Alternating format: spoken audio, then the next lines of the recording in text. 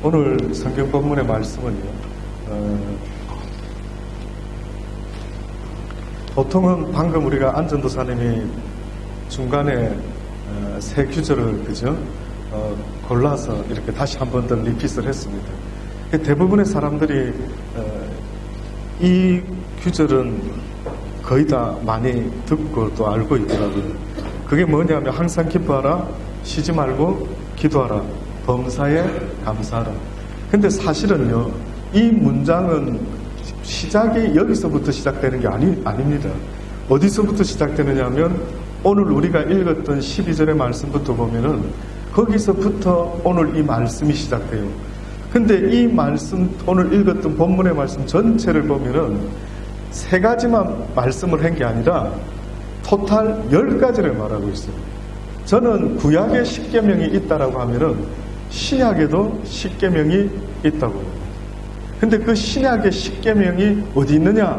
혹시 저한테 물어보시면 저는 기꺼이 신약의 십계명이 여기 있습니다 라고 말할 수 있을 정도로요, 바울은 데살로니가 교회에 이렇게 말씀하고 있어요. 첫째, 형제들아, 우리가 너희에게 구하노니 너희 가운데 수고하고 주 안에서 너희를 다스리며 권하는 자들을 너희가 알고 저의 역사로 말미암아 사랑 안에서 가장 귀히 여기며 너희끼리 화목하라.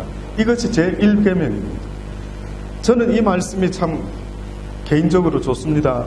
왜 좋으냐면요, 주 안에서 너희를 다스리며, 다스린다고 하니까 뭐 대단한 무슨 통치자로서 다스리는 게 아니라 말씀으로 권면하고 다스리는 걸 말합니다. 그런 다스리며 권하는 자들을 너희가 알고 저의 역사로 말미암아, 지금 제가 여러분에게 목사로서 말씀을 가르치고 만날 때마다 하나님 이야기를 전하고 이렇게 하는 이 모습이요, 하나님이 보았을 때는 하나님의 역사라고 말하는 겁니다. 많은 사람들이 하나님의 놀라운 역사가 어디 있습니까? 라고 이렇게 물어보시는데, 하나님의 역사라고 말하는 것은 복음이 땅끝까지 전파되는 그것, 이것이 바로 하나님이 행하시는 놀라운 역사이죠. 그래서 하나님께서 지금 데살로니가 교인들에게 너희들에게 주 안에서 너희를 다스리며 권하는 자들을 너희가 알지 않느냐? 저는 말씀으로 너희를 하나님의 역사를 이루는 자들이며 사랑 안에서 가장 귀히 여기며 너희끼리 화목하라. 사랑 안에서 너희를 가리키는 자들을 어떻게 여기라고요? 귀하게 여기래요. 저를 좀 귀하게 여겨주십시오. 귀하게 여기십니까? 저는 그래 안 느껴지는데, 여러분은, 목사님, 저는 가르치는 목사님을, 복음을 가르쳐 주시는 목사님을 참 귀하게 여겼습니다. 언제 여러분이 귀하게 여깁니까? 이 세상을 살아가면서요, 지금 하나님의 입장에서는 모든 자가 다 귀할 수도 있겠지만은, 그러나 하나님이 진짜로 귀하게 보는 것은 어떤 사람을 귀하게 보느냐면 하나님의 복음을 전하는 그 발걸음을 복되게 이야기를 하십니다. 그러니 저와 여러분의 삶 가운데요, 내 인생의 밸류가 어떻게 하면 내 인생이 가치가 있을까요? 라고 물어볼 때, 여러분, 어떨 때 여러분의 인생이 가치가 있을까요? 여기 물컵이 있습니다. 이 물컵에 물이 담겼으면 이게 얼마짜리가 될까요? 얼마짜리요? 물 한 통의 값이 막 계산하시겠죠. 그래서 뭐 한 1불 정도 될까 말까 뭐 이런 게. 근데 만약에 이 물컵에 콜라가 한 잔이 담겨 있다. 조금 올라갑니까? 아니면 더 비싼 게 뭡니까? 또 몸에 좋은 어떤 한약 같은 걸 데려서 여기 컵에다 담았다. 가치가 계속 올라가는 거예요. 혹시나 여러분 스스로 생각해 보신 적 있습니까? 나라는 존재의 가치가 얼마나 되는지를 한번 스스로 생각해 보신 적 있습니까? 하나님이 보시는 기준의 인간의 가치라는 것은요, 너희 질그릇 같은 너희 인생들아, 너희의 심령 속에 무엇을 가슴에 품고 있는지를 기준으로 말씀하는 거예요. 그래서 하나님은 너희가 가장 값진 보화를 가슴에 품고 사는 인생이 되기를 원하는데, 그 값진 보화라는 것은 바로 하나님의 말씀을 가슴에 품은 사람들이요. 이 말씀을 가슴에 품고 살아가는 이들의 가치는요, 하나님의 기준에서 이루 말할 수 없이 큰 가치를 가지고 있다라는 것입니다. 그래서 그 가진 말씀을 또 다른 사람에게 전달할 수 있는 사람이 있다고 한다면, 그 사람의 모습은 하나님께서 말씀하시는 겁니다. 사랑 안에서 가장 귀히 여기를, 귀하게 여기랍니다. 그래서 하나님의 복음을 전하는 그 사람은 하나님 편에서 얼마나 아름답고 귀한지 이루 하나님이 아마 어우 귀여워라, 이 녀석 어떻게 이렇게 귀여워, 어떻게 이렇게 나의 말씀을, 나의 진리를 사람들에게 전하는 이런 귀한 일을 하고 있지, 너무나 보기 좋다라는 거예요. 이것이 1계명, 데살로니가 교인들에게 하고 있는 1계명입니다. 두 번째 계명이 있습니다. 형제들아, 너희를 권면하노니 규모 없는 자들을 공개하며 마음이 약한 자를 아니하고. 잘 생각해 보십시오. 누구에게 해당되는지. 규모가 없는 자들, 계획적이지 못하고 막 그냥 행동하는 뭐 그런 자들이 있었던 모양이죠. 규모 없는 자들을 공개하며 마음이 약한 자들을. 마음이 약한 자들은 특별히 여기서 말하는 마음이 약하다는 것은요, 심령이요, 상처도 받을 수 있겠지만은 어떤 일을 행하기에 힘이 어린아이같이 약한 상태였어요. 결심하고 하나님 말씀대로 살아야지 이러지 잘 못하고, 듣기는 듣는데 그렇게 착하게 살아야지요, 하나님 말씀대로 살아야지요 하면서도 그 말씀대로 실천하지 못하고요, 늘 그냥 약한 자의 모습으로 있는 이들도 또한 있었던 거예요. 그들을 아니하고 힘 없는 자들을, 약한 자들을 여러모로 실질적으로 경제적으로도 그 약한 자들을 붙들어 주며 모든 사람을 대하여 오래 참으라. 이것이 두 번째입니다. 여러분, 누군가를 사랑한다라고 할 때 무엇이 필수 조건으로 있어야 되느냐 하면 그것은 바로 인내입니다. 인내심입니다. 많은 사람이 목사님 누구 사랑하는데 인내가 뭐 필요합니까? 그렇게 말씀할 수가 있겠죠. 생각해 보세요. 누군가를 사랑하려고 하면 엄청난 인내심이 필요합니다. 그래서 세상의 유행가 가사에는 뭐라고 합니까? 내가 이제 두 번 다시는 사랑하지 않으리. 왜? 사랑을 해보니까 너무나 힘든 게예요.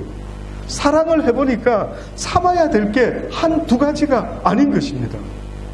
그래서 사랑과 인내가 동시에 나올 수밖에 없는 것은 우리가 잘 아는 성경의 사랑은 오래 참고, 아니 사랑의 정의가 달콤하고 초콜릿 같고 캔디 같은 것, 이것이 사랑의 감정인데 성경이 우리에게 말씀하는 것은 너희가 누군가를 사랑하려고 한다면 인내심이 필요하다. 맞지 않습니까? 어떻게 보면 사랑할 만한 사람을 사랑할 때도 인내심이 필요합니다. 계속 사랑하려고 하더라도 엄청난 인내심이 필요합니다. 왜? 저와 여러분의 존재 자체는요, 영원히 사랑받을 만한 존재가 아니기 때문에 그렇습니다. 스스로 보세요. 영원히 사랑받을 만한, 여러분 스스로 거울을 보면서요, 거울아 나는 영원히 사랑받을 존재지? 스스로 물어보세요. 어느 때는 두 얼굴을, 세 얼굴을 징글징글 스스로도 알지 않습니까? 스스로 모르면요, 내 가까이에 살아가는 사람에게 나에 대해서 좀 물어보십시오. 여보, 나 영원히 사랑받을 만한 자격이 있어 보이지? 매력적이지? 물어보십시오. 쉽지 않습니다. 쉽지 않습니다. 저도요, 아들도 심지어는 여러분도 교인들도 제가 다 가슴에 품고 주님의 마음으로 사랑해야지 하다가도 쏙 썩이고 뭐가 좀 그러면 또 가슴이 편치가 않고 안타깝고, 심지어 자식도 똑같죠. 마땅히 사랑해야 될 자식인데도 불구하고 뜻밖에도 사랑할 수 없는 모습들이 얼마나 많이 느껴질 때가 있는지 모릅니다. 그래서 하나님 말씀한 겁니다. 이 땅에 인간들이 사랑할 만한 존재이기 때문에 사랑하라라고 말한 적이 없어요. 놀랍지 않습니까? 사랑할 만한 자격이 있기 때문에 사랑해라고 말한 적이 성경에는 없다고요. 그래서 하나님도 우리에게 무슨 본을 보이셨느냐면 너희가 죄인 되었을 때에 도무지 사랑받을 수가 없는 그런 존재의 모습을 갖고 있었을 때 하나님께서 사랑을 하셨다라고 그렇게 말씀한 거예요. 그러니 결국은 성경이 말씀하는 것은 사랑할 만한 세상이라고 말하는 것이 아니라 하나님의 사랑을 오히려 나타내기 위해서 우리에게 그 사랑이 가치가 있다. 사랑할 대상은 없다 하더라도 그 그리스도의 사랑이 가치가 있다라고 그렇게 말씀하는 겁니다. 그 사랑 때문에 저와 여러분들이 구원을 받은 거예요. 사랑받을 가치가 있는 것이 아니라 하나님은 사랑이시기 때문에 그 사랑을 온 땅에 나타내라는 거예요. 그래서 사람들은 알게 되죠. 하나님은 사랑이시구나. 그래서 그리스도인들이 그 사랑을 향해서 달려가는 사람들이구나 라는 것을 알게 됩니다. 그래서 모든 사람을 대하여 오래 참으라. 곧 모든 사람을 사랑하라. 세 번째 계명입니다. 삼가 누가 누구에게든지 악으로 악을 갚지 말게 하고 오직 피차 대하든지 모든 사람을 대하든지 항상 뭘 쫓으라고요? 선을 쫓으라. 세상의 선이 뭡니까? 세상에 선이 있습니까? 무엇을 성경은 혹시나 선이라고 말하는지 아십니까? 예수님도 심지어는요, 어떤 젊은 부자가 예수님께 와가지고 예수님, 선생님, 선한 선생님, 어떻게 하면 내가 영생을 얻을 수가 있겠습니까? 이렇게 물어봤어요. 그랬더니 예수님이 네가 어찌하여 나를 선하다라고 말하느냐? 아니, 그러면 예수님이 선하지 않으면 누가 세상에 선하단 말입니까? 아마 그랬지 않았을까요? 그러면 여러분 생각할 때 왜 예수님도 나조차도 선하지 않다라고 그렇게 말했을까요? 육을 입고 있는 사람 가운데 선한 사람이라고 말할 수 있는 사람은 없다. 어떻게 보면 이 땅에서 온 우주에서 선을 말할 때는 선은요, 하나님 외에는 없는 겁니다. 하나님의 또 다른 이름이 있다면 선입니다. 선. 선하신 하나님. 하나님만이 선하셔요. 그 뜻은 뭐냐면요, 하나님이 오늘은 이것을 붙잡고 계시다가 놔버리고 내가 오늘은 이것을 붙잡겠다라고 하면 이것은 선입니다. 기분 나쁘시더라고요. 하나님, 어제까지는 이걸 좋다고 안 하셨어요? 근데 왜 하나님 갑자기 오늘은 이것을 바꾸십니까? 이것이 바로 나다. 이렇게 할 수 있는 권한이 나에게 있고 나는 모든 걸 보고 있기 때문에 무엇이 참 선인지를 나는 알고 있다. 그래서 내가 행하는 모든 것들은 선이지만은 내가 너희들에게 행하라고 말하는 모든 명령은 다 선이지만은 너희가 행하는 것은 옳지 않다. 그래서 예수님조차도 육을 갖고 행하는 것은 그 한계가 있기 때문에 어떻게 보면은요, 네가 어찌하여 나를 선이라고 말할 수 있겠느냐? 단지 선한 일을 할 수는 있어도 내가 선한 사람이라고 말할 수가 없다라고 그렇게 이야기합니다.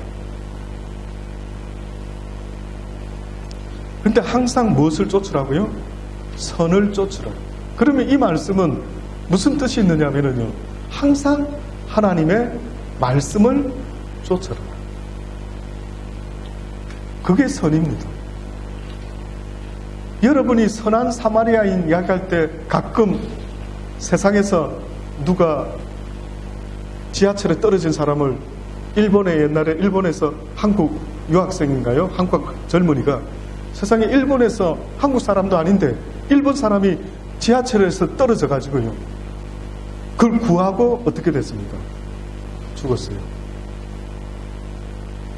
그래서 사람들이 막 가슴을 아파하고요, 어떻게 저렇게 해필이면 일본 녀석을 구하다가 그렇게 죽을 수 있을까?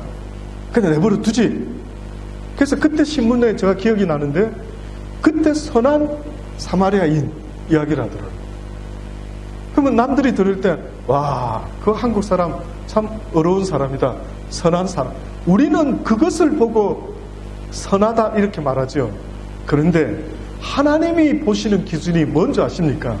나 여호와의 말씀을 지키는 자는 참으로 선하다.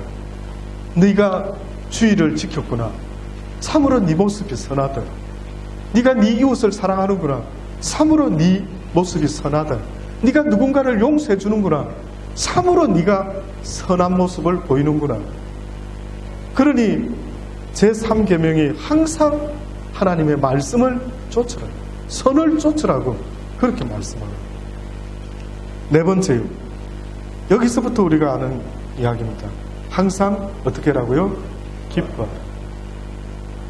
기뻐할 것이 있어서 기뻐하라 할까요? 그렇지 않으면 그냥 바보같이 머리에 꽃 하나 꽂고 계속 기뻐하라. 그 뜻입니까? 쉬지 말고 기도하라. 다른데 방금 3계명까지는 서론이 있었어요. 설명이 있었습니다. 근데 갑자기 4계명으로 넘어오면서부터 다이렉트로 말씀을 하기 시작합니다. 그게 바로 기뻐하라. 이유 불문하고 기뻐하라. 잘 들어보세요. 이유 불문하고 쉬지 말고 기도하라. 이유가 없습니다. 이거는. 세 번째, 일곱 번째, 여섯 번째인가요? 범사에 어떻게 해라? 감사하라. 이는 그리스도 예수 안에서 너희를 향하신 하나님의 뜻이다. 이것은 무슨 조건이 있는 게 아니라 모든 것에 대한 무조건적인 것입니다.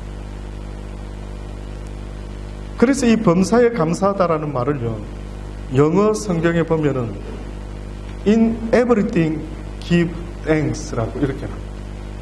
또 give thanks in all circumstance. 모든 환경과 모든 것, 모든 일에 어떻게 해요? 감사하라. 얼른 들으면은 억지 같습니다. 오늘 제가 말씀드리려고 하는 건 지난 시간에도 감사에 대해서 말씀드렸죠. 감사는 어떻게 하는 것이 감사라고요?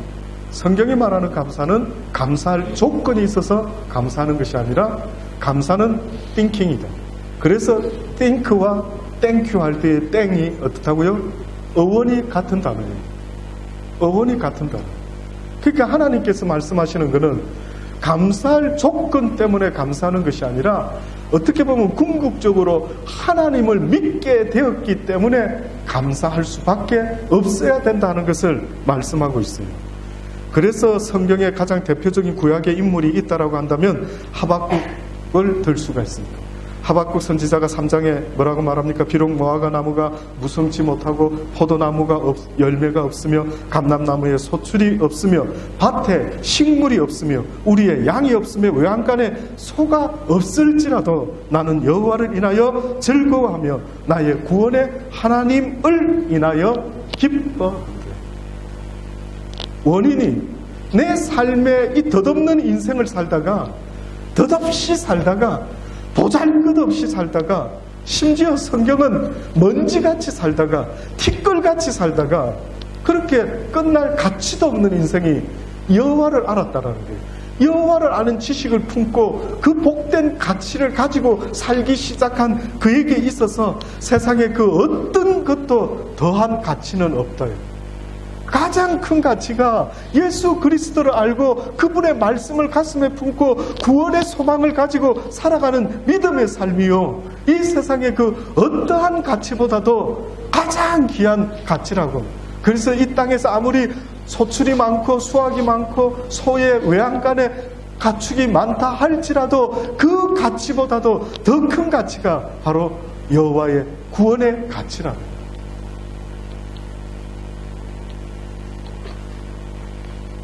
욥기에 보면은 욥이 형통할 때도 감사했지만요, 시험이 닥칠 때에도, 고난이 왔을 때도 감사했습니다. 그래서 욥기서 1장 21절로 보면 우리가 잘 아는 주신 자도 여호와시요 취하신 자도 여호와시니 여호와의 이름이 찬송을 받으실지라. 우리가 하나님께 복을 받았은즉 재앙도 받지 않겠느냐. 이게 무슨 말입니까?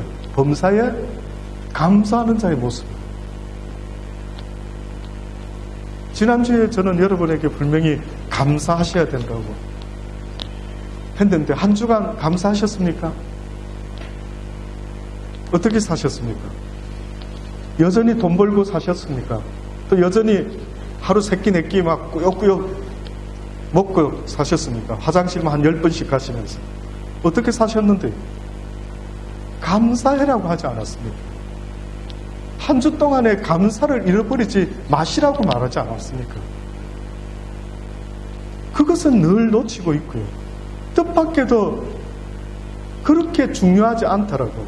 마르다야, 뭘 그렇게 분주하게 준비하느냐? 뭘 그렇게 힘을 쏟느냐? 먹고 마시는 거 한두 가지로 족하다. 마리아는 오히려 좋은 편을 택했으니 이것을 빼앗기지 아니하리라. 무슨 자리를 앉아가지고 예수님 발밑에서 말씀 듣는 자리를 갖고 있는데 이게 무슨 벼슬 한 자리 한 것처럼 이 자리를 빼앗기지 않을 것이라고 그렇게 말씀하고 있는 거예요. 여러분이 오늘 지금도 똑같이 앉아는 있지만은 어떤 사람은 간절히 사모하는 이 말씀을 듣고 있는 자리가 있는 사람은 그 자리가 하나님 보실 때는 무슨 벼슬이라도 한 자리처럼 대단하게 보시는 겁니다. 신앙생활이 무슨 그렇게 교회만 왔다 갔다 하는 게 그게 믿음의 삶이 아니에요. 교회를 통해서도 지옥 갈 사람들이 얼마나 많은 줄 여러분 아십니까? 제가 하나님을 몰랐을 때는 모두가 다 천국 가겠지 아주 쉽게 생각했죠. 근데 교회 안에서도요, 어떻게 보면은 전혀 이 말씀의 가치를 또 이 말씀을 지켜 살아가려고 애쓰는 것은 전혀 없고요. 안 됩니다. 결단코 그래서는 안 됩니다.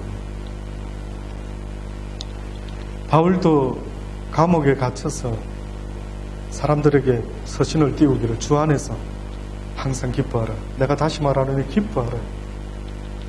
또한 아무것도 염려하지 말고 오직 모든 일에 기도와 간구로 너희 구할 것을 감사함으로 하나님께 아뢰라. 왜 이렇게까지 자꾸 말을 하느냐면요, 하나님은 한번 따라 하셔야 될 것 같습니다. 하나님은 절대 선하시기 때문이다. 하나님은 절대 선입니다. 악이 없으세요. 내가 하나님께 기뻐할 수밖에 없어야 되고 감사할 수밖에 없는 이유는 나에게 일어나는 모든 삶의 문제들이요, 나는 언더스탠이 안 되지만은 절대적인 선이신 하나님을 믿는다고 한다면 그 모든 이유가 있다라고 바라볼 수밖에 없어야 되기 때문에 그렇습니다. 그래서 탈무드에 이런 이야기가 있습니다. 어떤 랍비가요, 나귀를 타고 한 마리 나귀를 타고요, 또한 닭 한 마리를 그리고 등불 천막을 싣고 여행을 떠났답니다. 해가 저물어서 이 사람이, 이 랍비가 천막을 치고요, 나귀와 닭은 천막 밖에다가 이렇게 묶어놨습니다. 뜻밖에도 이 랍비가 닭을 들고 다니는 이유가 뭔가 봤더니만 뭐겠습니까? 왜 닭 들고 다녔겠습니까? 출출할 때 삼계탕에서 먹으려고요. 여행을 떠나는데 이 랍비가 천막과 뭐 이런 먹을거리는 챙겼는데 닭을 꼭 빠뜨리지 않고 살아있는 닭을, 새벽에 시간을 알려고, 닭이 새벽에 꼭 기어하기 때문에요, 해뜰 무렵을 알고 또 길을 가야 되기 때문에 이 랍비가 닭을 데리고 다닌 거예요. 그래서 이제 첫날 닭을 밖에다 묶어놓고 이제 천막을 치고요, 천막 안에다가 등불을 켜고 이 랍비가 성경책을 읽습니다. 성경책을 읽고 있는데 갑자기 바람이 불더니만은 등이 꺼지고 말았어요. 그래서 성경을 더 읽어야 되는데 등이 꺼져버렸네 이러고 이분이 그날 밤에 잤습니다. 이제 일어나서 나와보니까요, 세상에 아침에 닭이 울지를 않아서 나와봤더니만 닭하고 나귀가 죽어 있는 거예요. 산짐승이 와가지고 물어 죽였던 모양이에요. 그래서 이분이 이야기합니다. 와, 내 이럴 수가 있나? 어째 이런 일이 나한테 있지? 불평불만이 났습니다. 그래서 이제 찢어진 천막을 갖다가 이렇게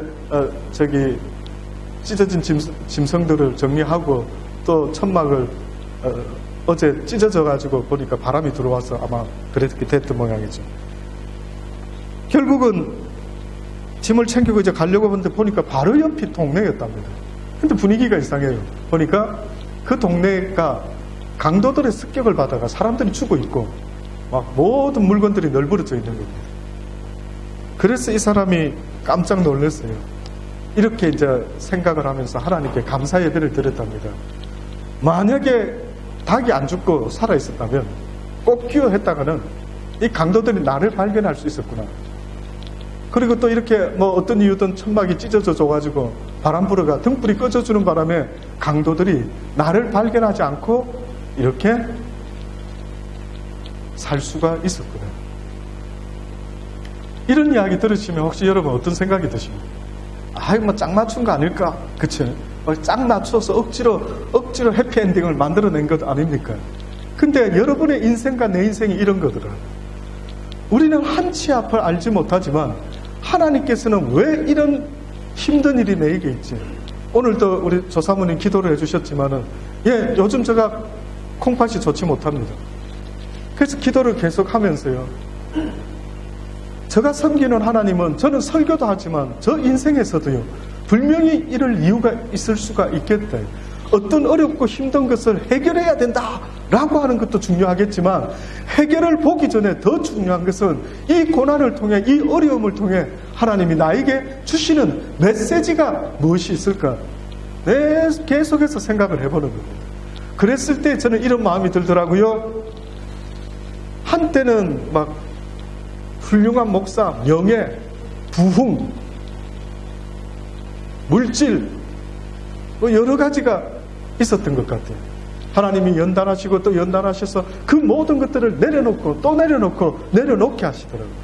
근데 어느 날 당뇨 때문에 또 단 음식을 내려놓게 하시고, 또 신장 때문에 요즘은 짠 음식을 내려놓다 보니까 도무지 무엇을 먹어야 될지도 잘 모르겠더라고요. 어려운 것만 쳐다보고 있으면은 하나님 감사가 안 됩니다. 기쁠 수가 없습니다. 그런데 분명히 그 아버지께서 이유가 있으실 것이라. 그래서 오히려요, 음식을 요즘은 더 조심하는데, 어제 우리 최 집사님 집에 잠깐 들리셨는데 저를 보더니만 첫 말씀이, 목사님 좋아지셨대. 얼굴이 좋아졌습니까? 만약에 좋아졌다 한다면 그 이유가 뭐지? 이 사람이 나 놀리는 거 아니면은 뭔가 뭐지? 했을 때 오히려 신장 때문에 음식을 조심하고 또 조심했더니만 혹시나 몸속에 있는 이 독소를 하나님께서 빼주시려고, 오히려 인생 후반전에 너 사는 날 동안에 꼭 제가 느끼는 것은, 너는 사는 날 동안에 남들은 금식 기도도 하는데 이슬만 먹고 살아라. 그리고 영적으로 내가 너에게 부어주기를 원한다. 예수님도 보세요. 예수님도 뜻밖에도요, 우리가 이해될 수 없는 이야기들 중에 수가성 여자와 이야기를 나누시다가 제자들이 예수님 점심 준비하러 갔다가 왔죠. 그 와가지고 예수님 뭐 먹을 거 있으십니까? 뭐 누가 챙겨줬습니까? 아니라 내 양식은 뭐라고요? 하나님 아버지의 뜻을 행하는 것이 곧 내 양식이다. 저는 마음속에 하나님께서 어떻게 보면 용호야, 너의 양식은 이 땅의 음식이 아니다. 너는 오히려 더 영적인 사람이 되게끔 내가 인도하고 싶은데, 네가 얼마나 먹는 걸 혹시나 잘 챙겨 먹는지 심히 부담스럽구나. 좀 덜 챙겨 먹었으면 좋겠다. 어찌 그렇게 영적이어야 될 녀석이 어떻게 그렇게 육적인 것은 그렇게 잘 챙겨 먹느냐. 이런 느낌이 드는 거죠. 그래서 이 기회가 아니면 내가 언제 이렇게 절제해 볼 수 있을까? 이런 고난이 아니면 내가 언제 세상의 음식에 대해서 이렇게 놀라울 정도로, 요즘 저의 주 간식이, 주 메뉴가 식량이 늙은 호박입니다. 혹시 늙은 호박 보시면 하나씩 사주시기 바랍니다. 호박이 간에 좋다 했어요. 부지런히 호박을 나름대로 챙겨 먹었어요. 세상에 제가 살면서 그냥 대충 막 땡기는 거 먹었지 누가 이렇게까지 절제를 해본 적은 살면서 없는데 성경에 자꾸 그런 말씀 들으면 기억이 나는 겁니다. 금식은 흉악한 결박을 푸는 놀라운 힘이 된다. 아니 왜 이런 말씀을 했지? 뭐 꼭 금식기도 해야만 돼? 했는데 우리의 영과 육의 관계가 이렇게 뭐가 있는 모양이에요. 그래서 여러분 잘 아시지 않습니까? 매 주일날 오셔가지고 식사할 때에 제가 유심히 보지만은 2그릇, 3그릇 막 이런 드시는 분들은 성경 공부 시간에 딱 앉아 있으면은요 놀라울 정도로 깊은 묵상에 빠지기 시작합니다. 어느 때는 막 안쓰러울 정도로 막 그냥 누워 계시라고 이렇게 해드리고 싶을 정도로요. 안쓰러울 정도로 깊은 묵상에 빠지는 거예요. 놀랍지 않습니까? 여러분은 분명히 내 이 시간에 그래도 목사님 얼굴을 봐서라도 내가 정신 바짝 차리고 성경 말씀 배워야지 이러고 있죠. 근데 왜 안 됩니까? 왜 안 됩니까? 왜 육이 그렇게 안 따라주는데요? 놀랍지 않습니까? 육을 만족시켜줬더니만 영이요 피곤한 거예요. 심히. 그래서 예수님이 제자들을 데리고 겟세마네 동산에서 나를 위하여 제발 오늘만큼만은 기도를 좀 해달라고 그렇게 부탁을 했는데도 그 예수님이 그 스승님이 하나님의 아들이 나한테 기도를 좀 해달라고 부탁했는데 어떻게 됐습니까? 기도를 못하고 잠이 들어버렸어요. 와, 이게 뭡니까? 어쩌면 이렇게 될 수 있죠? 저는 그렇게 생각해 봤어요. 성경에는 없지만 저녁 이빠이로 먹었겠구나. 2그릇, 3그릇 혹시나 그걸 먹고 와가지고 예수님이 기도하러 가자. 그러니까 예수님 알았어요. 산에 가니까 던더리 먹고 가야 됩니다. 해가지고는 뭐 또 바짝 챙겨서 먹었겠죠. 안 그럴까요? 아침에 내 좀 일하고 뭐 낮에 무슨 일을 했는지 했겠죠. 막 밥 먹은 데다가 피곤하니까 잠이 솔솔 왔겠죠. 다 자버렸습니다. 여러분 성경에 왜 그런 이야기가 쓰여 있을까요? 이야 이거 인간적으로 막 못된 놈들이네. 어떻게 그렇게 잘 수가 있어? 예수님이 좀 깨어서 나를 위해 기도해달라고 했는데 어떻게 잠만 퍼자고 앉아있지? 이렇게 하는데 자고 싶어서 잤겠습니까?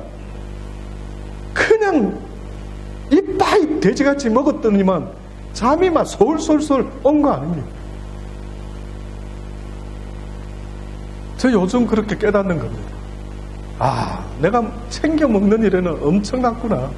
오히려 여러분 챙겨 먹는 게 막 아주 내 건강에 도움되는 것 같지만 어떻게 보면은요 덜 먹는 게 건강에 도움되는 거예요. 요즘 같은 시대에는 많이 먹는 게 얼마나 병의 원인이 되고요. 그래서 여러분 학이나 거북이 같은 동물에 잡아서 위를 체크해보면 항상 위가 반밖에 안 채워져요. 여러분의 위도 한번 울트라사운드를 해봤으면 좋겠어요. 평상시 때 어느 정도로 위가 차 있는지. 오래 산다래. 오래. 그러니까 이상한 법칙이죠. 뭔가 막 잔뜩 먹으면 잘 살 것 같은데 그게 아닌 겁니다. 그래서 저는 개인적으로 요즘 그렇게 깨닫습니다. 그래, 그 무엇보다도 중요한 것은 하나님의 선하신 뜻이 분명히 있다. 그것을 믿기 때문에 감사할 수가 있어야만 한다라고 말하는 겁니다. 누구나 남 이야기는 잘할 수가 있습니다. 다른 사람이 어려울 때 힘내십시오. 정작 자신이 그런 일을 다쳤을 때 과연 내가 하나님의 말씀을 가슴에 품고 있는 사람인지 아닌지를 볼 수가 있는 것입니다. 어느 건축학자가요 누에 고치를 연구를 하는데 어떻게 그렇게 누에가 나비가 되어서 날아가는지 너무나 놀라웠고 아주 어메이징인 겁니다. 그래서 누에를 연구를 하는데 뜻밖에도 거기서 어떤 진리를 발견하게 됩니다.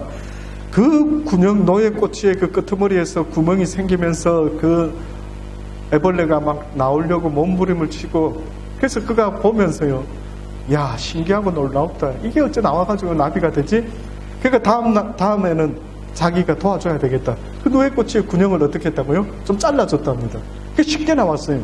그때 보니까 누에가 나비가 돼서 날아가야 되는데 날아가지를 못하고요. 그냥 포덕포덕 하다가 죽어버리더래요. 이분이 이걸 연구한 겁니다. 원인이 뭐지? 봤더니만요.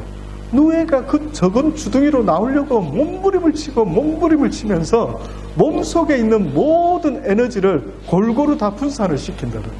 그래서 그 온몸에 나중에 날기 위해서도 그 날개의 힘도 저장할 수 있는 근력 운동처럼요. 온몸의 에너지를 골고루 퍼뜨리게 하기 위해서 그 군형이 그 역할을 했던 그 어려움이.